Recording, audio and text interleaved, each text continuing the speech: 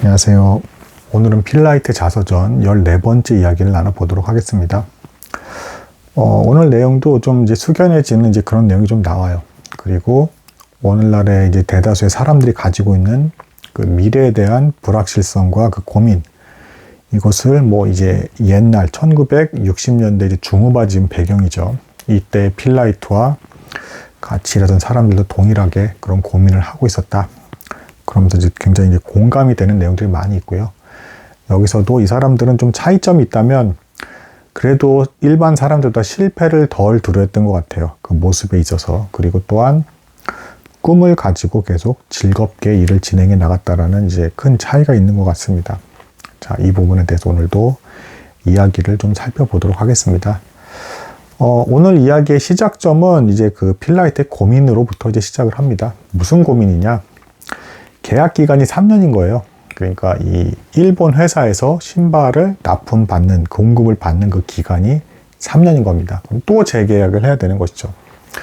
자, 이렇게 진행이 되는 이유는 그 일본 회사 입장에서는 이 필라이트보다 더 자신들의 신발을 잘 팔아줄 만한 회사나 더 큰 규모의 어떤 거래할 만한 이제 그 조직체가 생긴다라고 한다 그러면 언제든 이제 교체를 할 수 있다는 것을 의미합니다. 그러니까 즉 필라이트의 지금 사업은 뭐 자기 자본금이 너무 적어서 불안한 것뿐 아니라 언제든 이 일본 회사에서 이제 계약 기간이 만료가 되면 신발을 보내주지 않을 수도 있다라는 것입니다.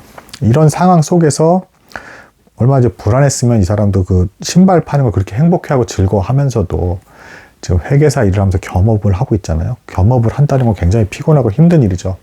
또한 전에도 말씀드렸지만 지금 베트남 전쟁이 막 시작됐기 때문에 이제 미국의 남성들이 또 예비군 훈련을 다 받고 있고 여차하면 언제든 투입이 될 수 있게끔 이제 일을 한 뒤에 훈련을 받는 시간을 갖고 있었던 것입니다. 굉장히 불안한 전국이죠. 또한 이게 베트남 전쟁이 벌어지니까 어떻게 됩니까? 경제의 이제 그 활성화가 이제 무뎌지게 되죠. 경제가 침체된다는 얘기입니다.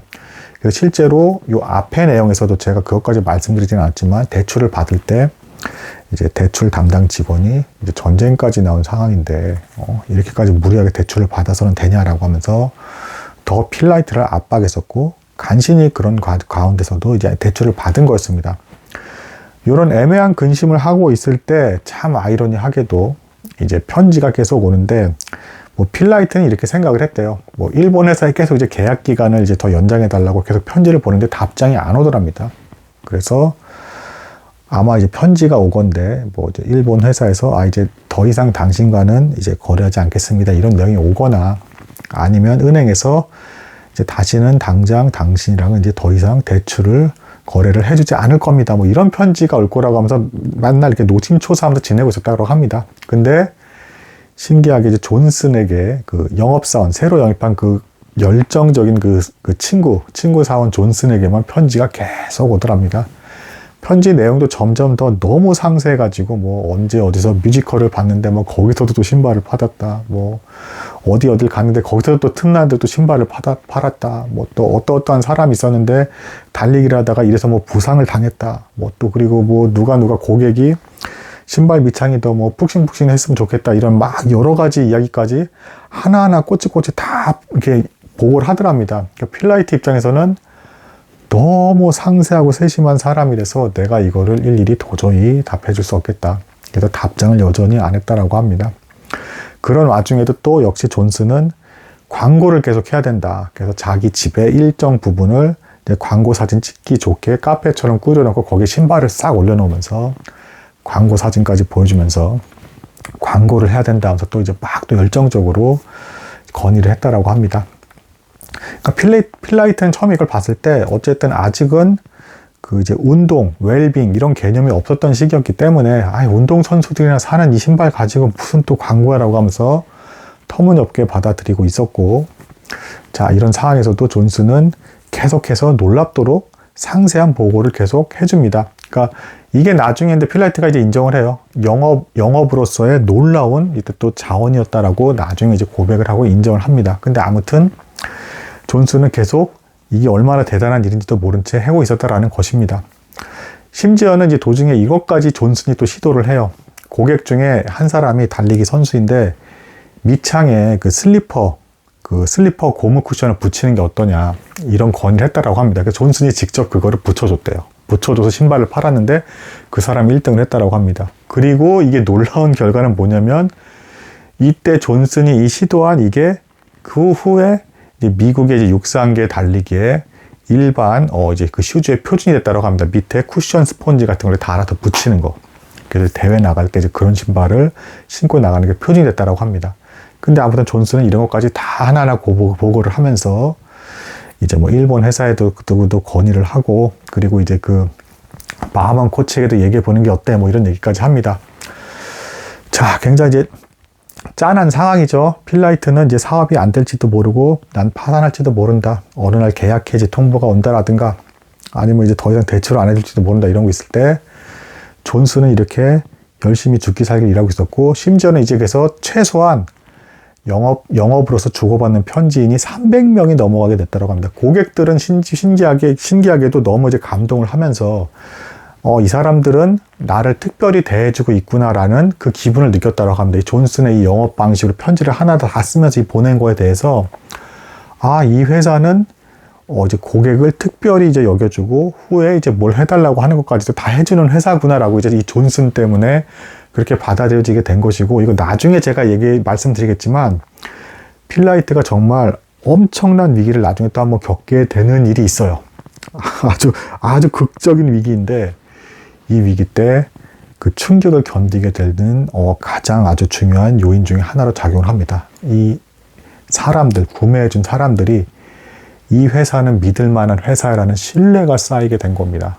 이 신뢰가 이렇게 중요한 것이죠. 그래서 필라이트가 나중에 위기 상황이 돼서 졸작을 하나 낸 경우가 있었는데, 그게 무사히 넘어가게 돼요.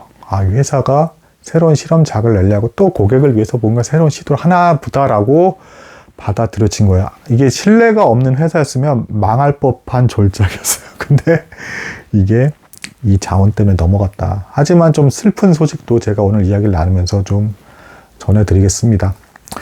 이 존슨이라는 사원이 이렇게 열심히 했는데 너무 무리를 한 것이죠.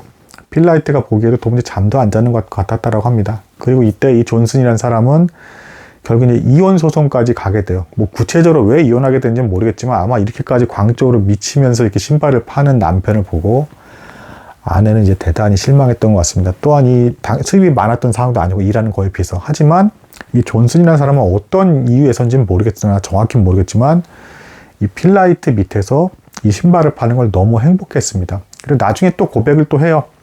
필라이트가 하나하나 답장을 안 준 거에 대해서 섭섭한 마음도 분명 있었는데, 대신에 필라이트 너는 나를 너무 자유롭게 놔줬기 때문에 그 자유분방한 가운데서 마음껏 내 마음대로 연출하면서 영업을 펼칠 수 있었다는 것에 대해서 너무 마음에 들었고, 그래서 난 다른 회사에 옮기기 싫다, 뭐 이런 얘기를 하는 또 상황이 나중에 발생을 합니다.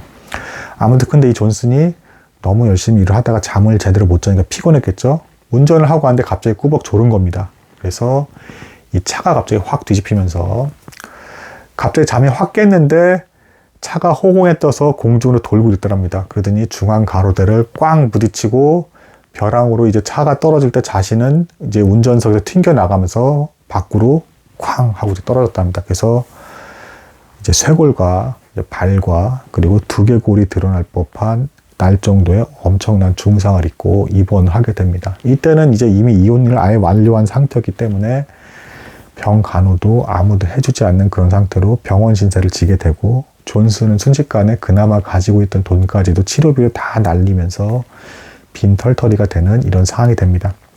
이 와중에도 존슨은 치료를 받고 수술까지 다 받고 일어나서 또 필라이트에게 편지를 씁니다. 나 이런 상황인데 정말 사업 괜찮은 거야? 우리 장래성이 있는 거야? 라고 이제 또 물어보더랍니다. 그 필라이트는 고민 끝에 이제 솔직히 얘기를 했다라고 합니다. 이 상태로만 계속 판다면 한 2년쯤 뒤에는 대리운전도 낼 수 있을 것 같아. 아마 이제 2년쯤, 그러니까 어디까지나 계속 이렇게 진행이 됐을 거라는 한도 내에서의 얘기입니다. 그리고 실제로 매출은 계속 매해 2배씩 늘어나고 있던 건 사실이었습니다. 물론 이제 그 대출을 받는 일과 일본 회사에서 과연 재계약을 또 해줄까에 대한 그 모호함은 있었지만 어쨌든 자신은 그렇게 솔직하게 얘기를 해줬다라고 합니다. 그랬더니 이 존슨이 나를 최초의 이 서부 지역에 그 이제 대리점에 그걸 열 수 있게끔 나한테 그걸 허락해 달라라고 이렇게 막 얘기를 하고 이제 조르기 시작을 합니다. 그러니까 필라이트가 근데 이제 사실은 속마음은 이 친구가 너무 이제 고생도 하고 안타까웠지만 도저히 이 지금 흐름상 전쟁도 나고 있고 뭐 이제 대출금을 더 늘리는 것도 힘들 것 같고 계약 기간도 왠지 일본에서 안 해줄 것 같다는 느낌을 강하게 받고 있었기 때문에 이렇게 얘기를 합니다. 당시 이제 기준으로 1966년인데 이제 6월 11일까지 3,250켤레 신발을 너가 팔면 내가 대리점을 열어줄게 라고 이제 제안을 합니다. 도저히 달성 불가능한 그때 당시의 그 수치였다라고 합니다. 그런데 병실에서 치료를 받고 있던 이 존슨이 이제 회복을 하자마자 뭐 제대로 회복도 안 한 상태였어요. 근데 이제 그 무리하는 와중에서 정말 그 날짜까지 3,250켤레를 팔아버린 겁니다. 필라이트는 여기서 또 한 번 충격을 받으면서 얘도 바하만 코치 못지않은 천재구나라는 걸 뒤늦게 인정을 합니다. 어떻게 저 많은 사람들의 편지까지 다 주고받아서 저렇게 다 일일이 꼼꼼히 다 관리할 수 있게 하면서 충격을 받아요. 그리고 이 얘기를 합니다. 자기가 바하만 코치나 아버지의 묵뚝뚝함을 이제 닮은 것 같대요. 그래서 이 존슨의 이 너무 애쓰는 모습은 너무 안타까운데 자기는 도저히 격려의 글을 써주지 못하겠더랍니다. 그래서 계속 침묵 위주로 계속 대했대요. 대신에 자유롭게 네가 알아서 원하는 대로 해, 뭐 이런 식이었던 것이죠. 그래서 필라이트는 결국에는 서부 지역의 최초로 이 존슨 사원을 필두로 한 대리점을 결국에는 하나 열어주게 됩니다. 뭐 이게 구체적인 얘기는 없는데 아마 이제 대출을 대줘서 이렇게 해준 것 같아요. 그랬더니 이 존슨이 그 대리점을 육상 선수들의 성지로 이제 만들어 버립니다. 뭐 비록 아주 규모가 작은 대리점이었지만 그 안에 뭐 육상 선수 잡지부터 시작해서 신발도 너무 이쁘게 다 진열을 하고 그리고 뭐 안에 다른 스포츠 뭐 간이 용품 뭐 이제 여러 가지 뭐 입고 다니는 것들까지 싹 진열해서 너무 예쁘게 이제 관리를 하더랍니다. 근데 이런 와중에서 또다시 위기 상황이 또 하나 발생을 합니다. 필라이트는 그 서부 지역 13개 주만 이제 그 판매권을 받은 거잖아요. 그리고 이제 그 이 사람들이 이렇게 불러요. 그 동부 지역의 그 새로운 사람 그 경쟁자들이 말보로맨이라 불렀는데, 근데 이 사람이, 그 영업을 시작을 한 겁니다. 그러니까 이 존슨이 너무 열심히 했기 때문에 사실은 이 존슨이 13개 주를 넘어서까지 판매를 막 했어요. 근데 그 판매 지역 중에 우연히 이제 어떤 고객이 존슨에게 알려준 겁니다. 당신 말고 다른 데서 판매처를 내가 얻었다. 그래서 신발을 이렇게 샀다. 근데 알고 봤더니 그 말보로맨이라는 사람이 이제 자신도 트럭에 실어서 신발을 팔기 시작한 겁니다. 이게 무슨 얘기냐면 이 필라이트의 사업이 커지면서 약간은 어쨌든 사람들에게 이 신발이 점점 알려지기 시작하잖아요. 물론 아직은 뭐 퓨마나 아디다스에 비하면 아직은 굉장히 작은 규모입니다. 근데 알려지기 시작하니까 이 말보로맨이 뒤늦게 이제 물건을 팔기 시작을 한 겁니다. 그러니까 이제 이 필라이트가 이 얘기를 듣고 또 위기감을 느끼기 시작합니다. 이 말보로맨이 자신의 영업구역을 너희가 침해했다라고 이제 뭐 소송을 걸기도 하고 방해를 놓으면서 그나마 자신들이 깔고 있는 이 기반까지 이름이 알려지게 한 이 힘든 과정까지 집어삼키려고 들면 참 위험해지겠구나 하면서 고민하고 있을 때 이 존슨이란 이 친구가 결국에는 그 말보로맨에 대해서 우리 대책을 세우자라고 또 부릅니다. 필라이트는 가기 싫었대요. 존슨이 너무 열심히 영업을 하니까 자기는 못 따라가겠는데 너무 상세하게 막 얘기를 하니까 가기기 싫은 겁니다. 근데 아무튼 왠지 모르겠는데 가야겠다는 생각에서 비행기를 타고 존슨이 있는 곳까지 갑니다. 두 사람이 만납니다. 존슨은 이혼한 상태였고 초라한 아파트, 전형적으로 이혼한 독신 남자가 사는 것 같은 초라한 아파트, 바닷가가 보이는 초라한 아파트에서 혼자 조용히 살고 있었다고 합니다. 다행스러운 건 이때 당시에 이혼한 남자들 거기다가 맨날 술 마시고 다니고 막 이랬대요. 근데 이 친구는 그래도 밤이 되면 조용히 바닷가에서 낚시를 하면서 뭐 건강해지는 뭐 이런 일을 안 했다라고 합니다. 그리고 그 초라한 아파트에서 필라이트와 이제 만나서 대화를 나누면서 이 말보로맨에 대해서 우리 어떻게 할까? 뭐 이제 대화를 나누다가 결국에는 이 존슨이 얘기를 합니다. 필라이트, 네가 일본에 가는 게 어때? 다시 가서 그 남은 지역까지, 그러니까 우리가 독점 판매권을 그 일본 회사한테 아예 다 받아버리자. 말보로맨 것까지 다 뺏어 버리자. 결국 일본 회사랑 우리가 직접 다 통째로 그 거래를 하면 되는 거 아니냐 이 얘기를 합니다. 그랬더니 필라이트가 회계사 일을 하고 있잖아요. 회계사 일을 하고 있는데 갑자기 휴가를 쓸 수 있는 기간은 2주밖에 없습니다. 근데 이때 당시에 베트남 전 때문에 남자들이 군대 훈련을 받는 기간이었기 때문에 휴가가 가능한 가용 기간은 일주일밖에 없었어요. 근데 그 일주일이 이미 쓴 상태였습니다. 그래서 필라이트가 굉장히 난감한 표정을 지으면서 안 될 것 같은데 라고 얘기를 하는데 존슨이 안 된다고, 난 이거에 모든 것을 지금 걸고 있는 상태라고, 반드시 해야 된다고 막 이렇게 재촉을 했다라고 합니다. 오히려 필라이트는 이때 이 존슨의 방에 있던 어항에 이제 그 잡혀 있는 그 가재와 개, 근데 이제 이 개가 먹힐까봐 도망가는 그 모습을 보면서 우리가 말보르맨에게 오히려 당하는 건 아닐까라면서 두려워했다라고 합니다. 근데 존슨이 이렇게까지 다 모든 걸 걸으면서 다 하고 막 대리전까지 하고 있는 마당까지 가니까, 가라고 하니까 한번 시도는 해볼게라고 하면서 일단은 회사에 휴가를 내야 되잖아요. 회사에 휴가를 내러 이제 갔다라고 합니다. 무턱대고 그냥 2주 휴가를 그냥 질렀대요. 그냥 이렇게 딱 질렀더니 이 회사 이제 직장 상사가 필라이트 얼굴을 유심히 이렇게 쳐다보면 얘가 갑자기 제정신인가 뭐 이런 식으로 갑자기 무턱대고 휴가를 이렇게 쓰는 이런 직원이 어딨어라고 이런 표정을 짓더랍니다. 근데 필라이트가 이제 머뭇머뭇하면서 굉장히 두려운 표정을 지으면서 이제 뭔가 문제가 있는, 당연히 두렵죠. 그러면서 표정을 지으면서 이렇게 있었는데 아무 말도 없이 곧바로 휴가증을 쓱 써주니 가봐 하면서 문제를 처리하면서 묘한 미소를 짓더니 보내버리더랍니다. 근데 이제 이 휴가증을 받고 나가면서 생각을 해보니까 이제 아마 이제 직장 상사가 보기에 필라이트가 뭐 애인과 뭔가 이제 문제가 생겼고, 마치 아마 이때 당시 그런 일이 많았나 봐요. 애인이랑 사귀다가 애인이 임신했나 보다. 그래서 그것 때문에 고민을 해가지고 그거 처리하러 가느라고 얘가 지금 이렇게 갑자기 이렇게 문득 휴가를 이렇게 내달라고 하고 이유도 말하지 못하나 보다. 창피해서 막 해가지고 그렇게 직장 상사가 이제 추측을 하고 이제 휴가증을 써준 것 같다라고 이렇게 회고를 하고 있습니다.